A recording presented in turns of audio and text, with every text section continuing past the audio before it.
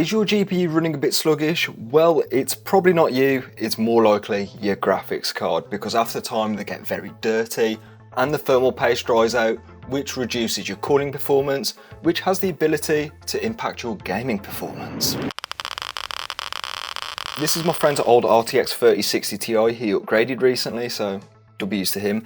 Anyways, his graphics card was rather dirty, and I thought this would make for a good video idea, because maybe an old graphics card, which is pretty, well, disgusting, might reduce gaming performance. So we tested in F124 mainly because it's got a looping benchmark which goes without user interaction, so that's very helpful for this kind of testing.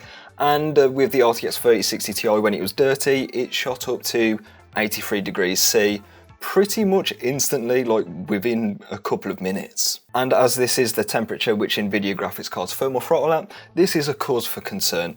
And what's a bigger cause for concern is the hotspot temperature. Yeah, we can boil water in this graphics card because it's 105 degrees C after like 5 minutes of testing, which is no good at all. But anyways, this led us to get performance of around 121 FPS on average, with a 1% low of 96 on the high preset at 1440p, which to be honest is pretty decent performance.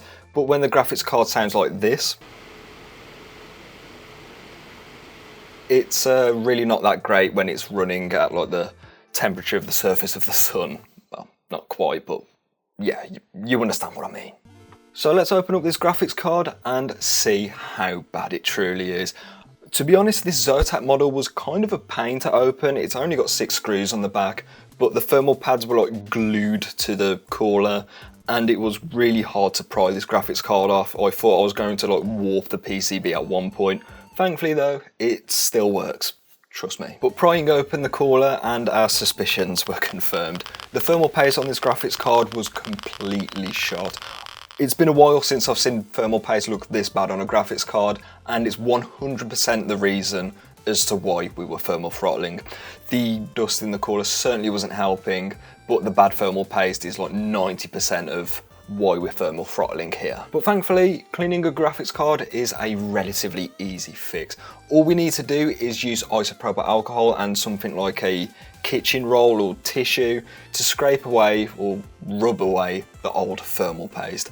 This came away pretty easy and I didn't really have any problems. And also a quick tip here, make sure you don't forget the cooler side as well. While we let that isopropyl alcohol dry out, it dries out pretty quickly, we can tackle the cooler. Here you've got to take off the fan shroud, which to be honest really isn't that hard. It's only got 4 screws on this Zotac model. Anyways, I've got like a little portable Hoover thing, or vacuum cleaner for those of you across the pond, and I'll have this linked in the description below. Anyways, it makes very short work of this heatsink, and it doesn't make too much of a mess of it because it's not being blown around, it's actually being hoovered up. And then last but not least, we can clean the fans with a brush. This does a pretty good job of getting most of the muck in here, and we can hoover that away with the hoover. I promise this isn't sponsored, it's just really useful for cleaning out graphics cards. Anyways, once all that is clean, we can put the cooler assembly back together, and then we can tackle the thermal paste.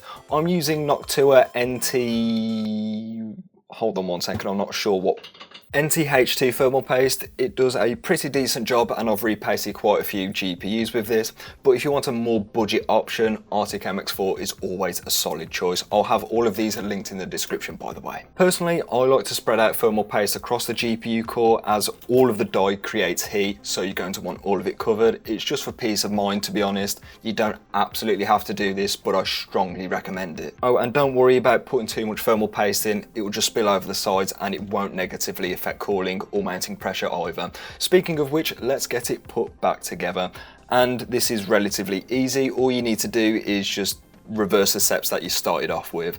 With this GPU, it's 4 screws, and the ones over the core, I like to do it in a crisscross pattern to make sure pressure's evenly distributed across the GPU core, improving hotspot temps in particular.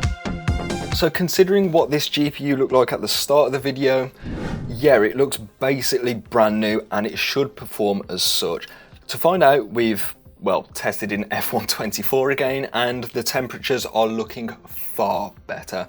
We dropped by 12 degrees C on the core down to 71, which is, I mean, not the most brilliant result ever for the 3060 Ti, but apparently this Zotac model isn't particularly one of the best. However, regardless of the fact, it's well within spec and it's far away from thermal throttling. But bigger than this is the hotspot temperature. This went down by a full 22 degrees C, which is absolutely massive.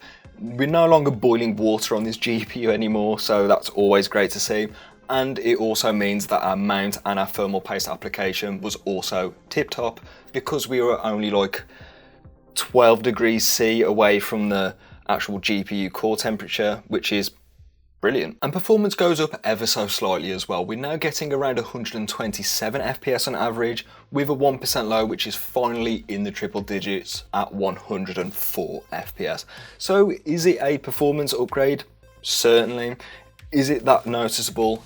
Probably not. But what is the sound of this graphics card now.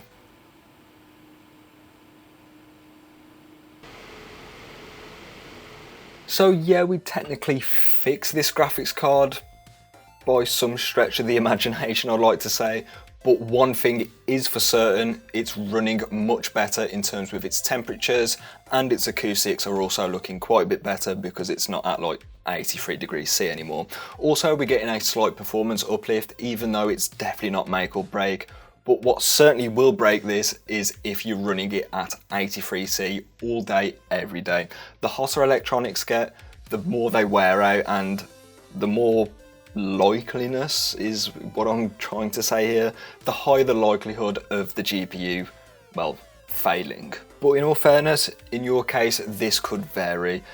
Depending on what the state of your thermal paste is in, or even what type of game you're playing, these performance metrics may vary. You might be losing less FPS or even more FPS than what we were in today's video. But the fact of the matter is, if you clean out your GPU, it will be running much better operationally, which is a huge quality of life upgrade if you ask me. So I guess that leaves us with the question of how often should you clean your graphics card? And to be honest, it's when you noticed similar behavior to what we saw in today's video. If your GPU is ramping up in temperature pretty rapidly within 5 or so minutes, odds are you probably need a thermal paste change. Things to look out for on NVIDIA cards in particular is going up to 83 degrees C, basically when you start playing anything which is remotely graphically intensive, like we saw today. And on AMD, I'm not too sure what the temperature max is on those. I'll put it on the screen for you. But these aren't the only symptoms of a card that needs a thermal paste change, because our RTX 3080 a few years ago was randomly shutting off in graphically intensive tasks, and it turned out that the hotspot was running at like 110 degrees C or something like that, and it was causing a system shutdown. That's how bad the thermal paste got on that.